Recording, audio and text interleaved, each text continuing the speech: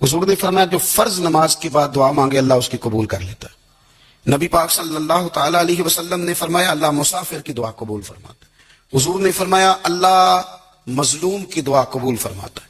حضور نے فرمایا بیمار سے دعا کراؤ اللہ اس کی دعا قبول فرماتا ہے۔ میرے نبی پاک نے فرمایا ماں باپ جب بھی اولاد کے لیے ہاتھ اٹھائیں، ویسے تے بلے شاہ تو آسمانی اڑ دیا ہی پھڑ دیں، جہاں گھر بیٹھا انہوں پڑھے ہی نہیں۔ حضور فرمانے لگے ماں باپ جب بھی اولاد کے لیے دعا فرمائیں اللہ ان کی دعا کو قبول کرتا ہے۔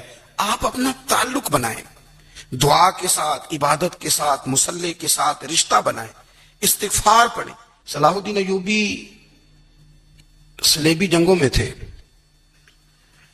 رات کو مسجد اقصیٰ میں نماز پڑھی تو پریشان تھے۔ ایک بزرگ سے ملاقات ہوئی تو وہ کہنے لگے کہ آپ بڑے پریشان ہیں۔ کہنے لگے حضور پریشان اس لیے ہوں کہ پہلے ہی مسلمان کمزور ہے، اب میں نے سنا ہے دشمن کا ایک بحری بیڑا وہ جنگی سامان سے بھرا ہوا آ رہا ہے، تو اب ان کے پاس اور تلواریں اور نیزے آ جائیں گے، مسلمانوں کے پاس پہلے ہی وسائل کی کمی ہے، پریشان ہوں کس طرح کر کے مقابلہ کریں گے۔ یہ بات کہتے ہی صلاح الدین ایوبی نے بزرگوں سے کہا حضور آپ بھی دعا کرنا، دعا کی بڑی طاقت ہے۔ میرے نبی پاک نے فرمایا دعا مومن کا ہتھیار ہے، دعا مومن کا حضور نے فرمایا تقدیر کو سوائے دعا کے کوئی چیز نہیں بدل سکتی۔ دعا مومن کا ہتھیار ہے، یہ کافر کے پاس کوئی نہیں، یہ ہتھیار ہے مومن کا۔ اللہ کرے آپ کو سمجھ آئے، پھر سنیں کئی بار کہہ چکا ہوں یہ ہتھیار ہے۔ کافر کے مقابلے میں جو تیرے پاس سب سے بڑا ہتھیار ہے وہ دعا ہے۔ دعائیں کرانی چھوڑ دی، کرنی چھوڑ دی، لینی چھوڑ دی۔ حضرت سیدنا انس بن مالک رضی اللہ تعالیٰ عنہ فرمایا کرتے تھے میں نے وہ رنگ دیکھا ہے جب حضور دعا مانگتے تھے اور حضور کی مقدس آنکھوں میں آنسو بھی ساتھ ہی بہا کرتے تھے، میں نے وہ انداز دیکھا۔ تو صلاح الدین ایوبی بزرگ سے کہنے لگے آپ بھی دعا کیجیے، اور خود رونے لگے اور سجدے میں رکھ کے رونے لگے، اور عشاء سے لے کر فجر تک روئے، خوب روئے۔ صبح وہ بزرگ آئے تو صلاح الدین ایوبی کا خوبصورت اور ہنستا ہوا چہرہ دیکھا، کہنے لگے آپ بڑے خوش ہیں، رات تو میں نے بڑے روتے ہوئے دیکھا تھا۔ تو کہنے لگے حضور وہ جو بحری بیڑا آ رہا تھا نا وہ پانی میں ڈوب گیا ہے، اب وہ نہیں آ رہا، ابھی خبر آئی ہے تو میں بڑا خوش ہوں۔ بزرگ کہنے لگے اٹھ سینے سے لگ، اور سن ایک بات، وہ بحری بیڑا پانی میں نہیں ڈوبا، وہ تیرے آنسوؤں میں ڈوب گیا ہے۔ وہ جو تو رات رویا ہے نا رب کریم کی بارگاہ میں تو وہ ڈوب گیا ہے۔ بھائی اپنا مصلی کا، عبادت کا، وظائف کا، اللہ کا سلسلہ اس کو مضبوط کرے، اپنی دعاؤں کے تعلق کو مضبوط کرے۔ دعائیں بڑے انقلاب برپا کر دیتی ہیں۔ ہم تھوڑے تھوڑے نا جب سے خشک ہوئے نا، خشک، اور میری تو جماعت ہی صوفیاء کی جماعت تھی، ہم تو داتا علی اجمیری کی جماعت سے، ہم تو خواجہ اجمیری کی جماعت سے، ہم تو شیخ احمد فاروق سرہندی کی جماعت سے، ہم تو صوفیاء کی جماعت۔ ہمارے ہاں تسبیحات پڑھ لی جاتی ہیں اگر کبھی موقع ملے، لیکن وہ خاص انہماک، وہ خاص شوق، وہ خاص ذوق اللہ تبارک و تعالیٰ کی عبادت کا۔ ایک ہوتا ہے نماز پڑھنا، ایک ہوتا ہے اہتمام کے ساتھ نماز پڑھنا، یعنی ذرا وقت پہ اٹھنا، ذرا صحیح کر کے وضو کرنا، ذرا شوق سے مصلی بچھانا۔ ایک ہوتا ہے تسبیح پڑھ لینا، اور ایک ہوتا ہے ذرا تھوڑا سا نا شوق کے ساتھ اللہ کو یاد کرنا۔ آپ کبھی جو میں نے آیہ کریمہ پڑھی اس کی آپ شان نزول دیکھیں، نبی کریم صلی اللہ تعالی علیہ وسلم کے نا کچھ صحابہ اللہ کی محبت کے شوق میں حضور کی بارگاہ میں حاضر ہوئے، اور انہوں نے آ کے عرض پتہ کیا کیا، عرض کرنے لگے یا رسول اللہ صلی اللہ تعالی علیہ وسلم سالوں بیت گئے ہیں سجدے کرتے ہوئے، حضور سالوں بیت گئے ہیں تسبیح پڑھتے ہوئے، سالوں بیت گئے کہتے ہوئے کہ سبحان اللہ وہ پاک ہے، ہمیں سالوں بیت گئے یہ کہتے ہوئے کہ اللہ اکبر وہی سب سے بڑا ہے، سالوں بیت گئے کہتے ہوئے کہ الحمدللہ ساری تعریفیں اللہ کے لیے، سالوں بیت گئے اس کی تسبیح کرتے، تحلیل کرتے، تکبیر کہتے۔ حضور اب نہ ہمارا اپنے رب سے ملنے کو جی چاہتا ہے، کبھی ہے حقیقت منتظر نظر آنا لباس مجاز میں، لاکھوں سجدے تڑپ رہے ہیں میری جبین نیاز میں۔ اور اقبال کہنے لگے کہ تیرے عشق کی انتہا چاہتا ہوں، تو میری سادگی دیکھ کیا چاہتا ہوں، میرا ذرا سا تو دل ہے مگر شوق اتنا، میں وہی لن ترانی سنا چاہتا ہوں۔ میرا بھی دل کرتا ہے کہ اللہ میں تجھے کہوں میں تجھے دیکھنا چاہتا ہوں جس طرح حضرت موسیٰ کلیم علیہ السلام نے کہا تھا، اور تو مجھے کہے کہ لن ترانی تو نہیں دیکھ سکتا، ذرا سا تو دل ہے مگر شوق اتنا، میں بھی وہی لن ترانی سنا چاہتا ہوں. پھر کہنے لگے بھری بزم میں راز کی بات کہہ دی, بڑا بے ادب ہوں سزا چاہتا ہوں. دیکھو سب لوگوں کے بیچ ہی میں نے یہ کہہ دیا. میرے عزیز صحابہ نا شوق میں, کتنے سارے لوگ ہیں آپ, کتنی ماشاءاللہ بڑی تعداد میں آپ آئے. ہم بھی کبھی اس شوق میں گئے ہیں کہ ہمارے رب کو دیکھنے کو دل چاہتا ہے, ہمارا جی چاہے وہ کبھی ہمیں ملے, ہم کبھی اس کی زیارت کریں, اس کی بارگاہ کرم میں ہم حاضر ہوں. صحابہ نے عرض کیا یا رسول اللہ صلی اللہ تعالی وسلم ہمارا رب کہاں ہے؟ ہمارا نا اپنے رب کو دیکھنے کو جی چاہتا ہے. جب صحابہ نے یہ عرض کیا تو اللہ نے قرآن مجید نازل کیا, فرمایا وَإِذَا سَأَلَكَ عِبَادِي عَنِّي فَإِنِّي قَرِيبٌ. محبوب جب میرے بندے آپ کی بارگاہ میں آ کے میرے بارے میں پوچھیں نا تو ان سے کہہ دینا میں ان کے قریب ہی ہوں, قریب ہی ہوں. دلیل کیا ہے بھائی؟ اذا دان, یہ جب بھی مجھ سے دعا مانگیں گے میں ان کی دعاؤں کو قبول فرماؤں گا. میں ان کے قریب ہوں, میں ان کے قریب ہوں. یہ جب بھی دعا مانگیں گے نا میں قبول کروں گا, میں ان کے قریب ہوں. اللہ تبارک و تعالیٰ کے بندے اللہ سے محبت کرتے, رب کی بارگاہ میں جھکتے, اس کو اپنے دکھ سناتے, اس کے پیارے محبوب صلی اللہ تعالی علیہ وسلم کا وسیلہ لے کے اس کے حضور حاضر ہو جاتے, پیشانیاں سجدوں سے روشن ہوتی. ہم نہ ہر چیز کے لیے وقت نکالتے ہیں, ہر چیز کے لیے, لیکن عبادت کے لیے وقت نہیں نکالتے. ہر شے آباد ہے, ہر شے. ہماری فیس بک بھی آباد ہے, واٹس ایپ بھی آباد ہے, ہمارے ٹویٹر بھی آباد ہیں, ہماری ہر چیز آباد ہے. سب سے کم آباد ہمارا مصلی رہ گیا ہے, سب سے کم. وہ لوگ اب ڈھونڈنے سے ملتے ہیں جن کی بغل میں مصلی ہوتا تھا.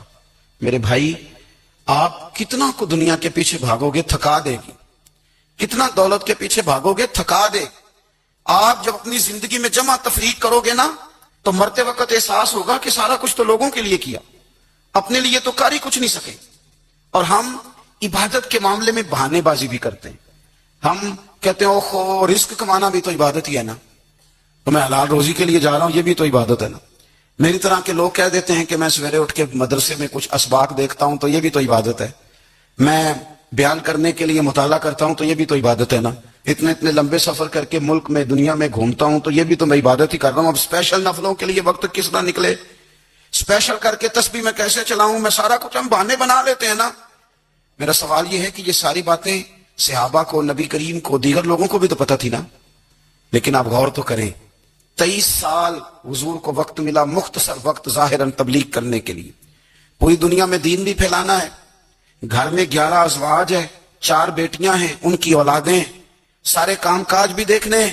لیکن سیدہ طیبہ طاہرہ حضرت عائشہ صدیقہ رضی اللہ تعالیٰ عنہ فرماتی ہیں سارا دن تبلیغ کرتے, ہر غلام کے دکھ سنتے, گھر میں آتے تو اپنے گھر والوں کا خیال کرتے, کام میں ہمارا ہاتھ بٹاتے. قربان جاؤں, کہتی ہیں زمانہ سارا سو جاتا لیکن آمنہ کے لال مصلی بچھا لیتے. دنیا سو گئی, ساری سب سو گئے.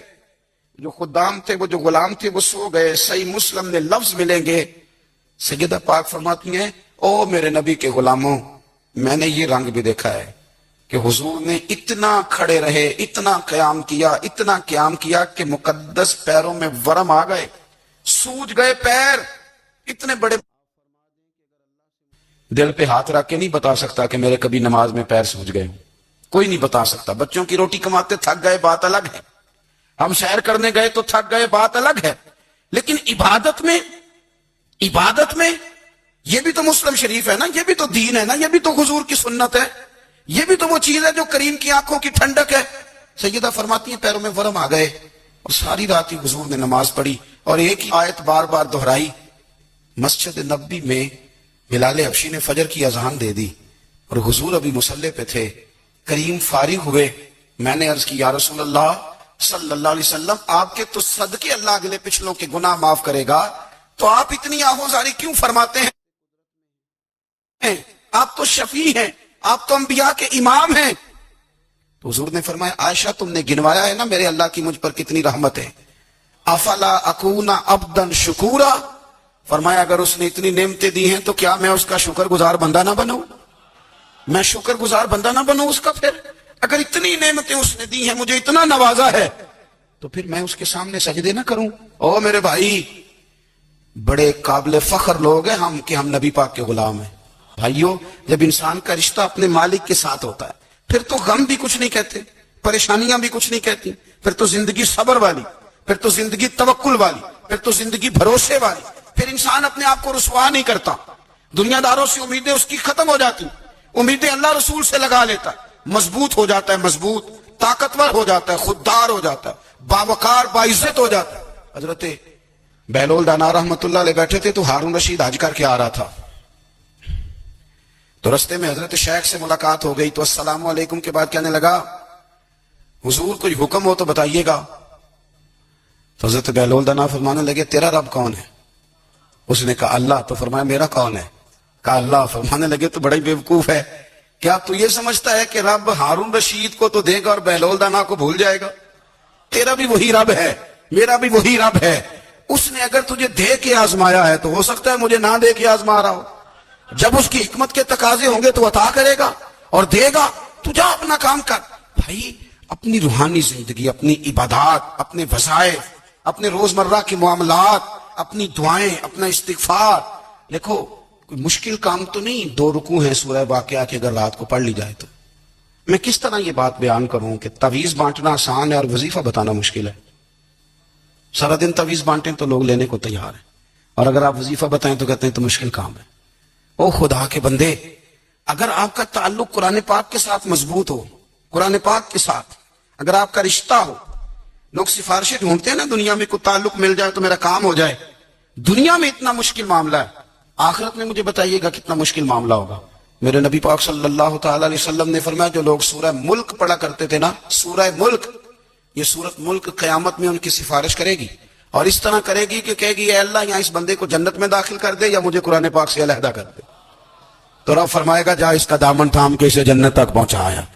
آپ بات کو سمجھیں، جب آپ کے تعلقات اپنے معاملات کے ساتھ مضبوط ہوں گے، یہ نبی کریم نے وعدہ کیا ہے کہ تو سورت واقعہ پڑھ تیرے گھر میں فاقہ نہیں آئے گا۔ حضرت عبداللہ ابن مسعود رضی اللہ تعالیٰ عنہ بیمار تھے تو حضرت عثمان غنی رضی اللہ تعالیٰ عنہ تیمارداری کے لیے تشریف لے گئے اور جا کر کے کہا کہ آپ بڑے بیمار ہیں، آپ کی بیٹیاں زیادہ ہیں، میں چاہتا ہوں کہ خزانے میں سے کچھ مدد کروں۔ تو سیدنا عبداللہ ابن مسعود رضی اللہ تعالیٰ عنہ اٹھ کے بیٹھ گئے اور کہنے لگے امیر المومنین، اللہ آپ کو میری طرف سے، میری بیٹیوں کی طرف سے بہتر صلہ دے، میری بیٹیوں کو کسی خزانے کی ضرورت نہیں، میں نے انہیں خزانہ دے دیا ہے۔ کہا جناب آپ نے کون سا خزانہ دیا ہے، میں آپ کے مالی معاملات کو جانتا ہوں۔ تو فرمانے لگے امیر المومنین، میرے نبی کریم نے فرمایا ہے جو سورت واقعہ پڑھے اسے کبھی فاقہ نہیں آتا، میں نے بیٹیوں کو یاد کرا دی ہے، یہ خزانہ میں نے انہیں دے دیا ہے۔ وہ سارے والدین سنیں جو بیٹیوں کے لیے پریشان رہتے ہیں، حضرت عبداللہ ابن مسعود نصیحت کر رہے ہیں، فرمانے لگے میں نے سورت واقعہ یاد بھی کرا دی ہے، پڑھنے کی عادت بھی ڈال دی ہے۔ حضور نے فرمایا ہے جو سورت واقعہ پڑھے اسے فاقہ نہیں آتا۔ کہنے لگے چاند تو اپنی جگہ چھوڑ سکتا ہے، سورج گر سکتا ہے، تارے ٹوٹ سکتے ہیں، پر مدینے والے رسول کی بات غلط نہیں ہو سکتی۔ حضور نے فرمایا فاقہ نہیں آئے گا تو انشاءاللہ کبھی بھی نہیں آئے گا۔ کرنے کا کام یہ ہے کہ ہم اپنے معاملات، اپنی عبادات، اپنی دعائیں، کبھی 10 منٹ عادت ہو جائے نا دعا مانگنے کی علیحدہ سے رات کو۔ بھائیو آپ خیال رکھیں گے، غور کریں گے، حضرت عبداللہ ابن عمر رضی اللہ تعالیٰ عنہ کے بارے میں پوچھا تو سیدہ فرماتی ہیں کہ نبی کریم صلی اللہ تعالیٰ علیہ وسلم نہ زیر لب مسکرائے اور فرمایا حفصہ تیرا بھائی ہے تو اچھا، لیکن میں نے سنا ہے کہ عشاء کی نماز پڑھتا ہے تو فجر تک سویا ہی رہتا ہے۔ او نوجوانوں، 10 بجے تک سونے کی بات نہیں ہوئی، 9 بجے تک سونے کی بات نہیں ہوئی، 11 بجے اٹھنے کی بات نہیں۔ حضور فرمانے لگے میں نے سنا ہے کہ عشاء کی نماز پڑھ کے سو جاتا ہے اور فجر تک سویا ہی رہتا ہے، اسے چاہیے کہ تہجد کے وقت اٹھا کرے، اللہ کی بارگاہ میں حاضر ہوا کرے، آہوزاری کرے، سجدے کرے، عبادت کرے، اٹھتا ہے اور فجر میں جا کے اٹھتا ہے۔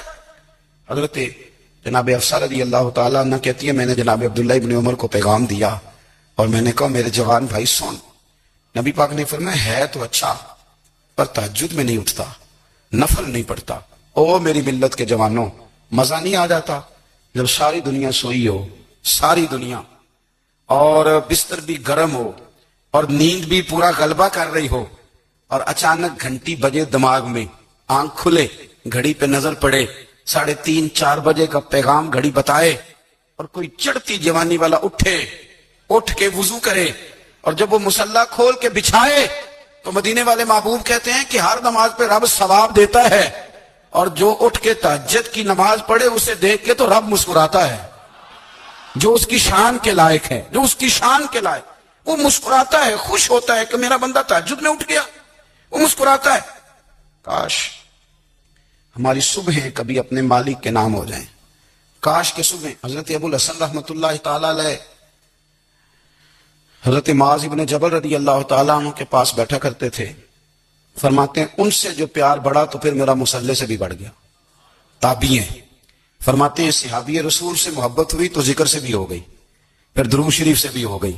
मोहब्बत उनसे बढ़ी तो फिर अल्लाह ने मस्जिद का प्यार भी बढ़ा दिया। आप फरमाते हैं कि मेरी हर वक्त तबीयत चाहती थी कि बस अल्लाह अल्लाह करूं, बस अल्लाह अल्लाह करूं, बस ना मैं जरा थोड़ी जान छुड़ाऊं लोगों से, को 10 मिनट मिले तो मैं कुछ 4 नफल पढ़ लूं, मैं थोड़ा सा ना बचूं लोगों से और मुझे तस्बीह मिले तो मैं ना कुछ 400-500 दफा इस्तिगफार पढ़ूं, सुभान अल्लाह अल्हम्दुलिल्लाह अल्लाहु अकबर ला हौला वला कुव्वता इल्ला बिल्लाह, मैं ना तस्बीहात पढ़ूं।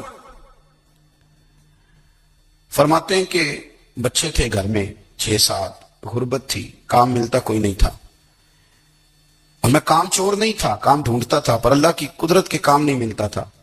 फरमाते हैं कि मैंने एक दिन अपनी अहलिया से कहा कि आज मैं फिर जाता हूं काम ढूंढने, तो मेरी बीवी बड़ी फर्मा बरदार थी, पर उस दिन ना गुर्बत के हाथों तंग आके कहने लगी आज ना कोई तू चीज लेके आया, तो मुझसे बच्चों की भूख नहीं देखी जाती है, सब रोगां दा रोग मुहम्मद जिसदा नाम गरीबी, कंड बुला के लंघ जाते नहीं दोस्त यार करीबी, आज ना कुछ लेके आया तो मैं बच्चे लेके चली जाऊंगी।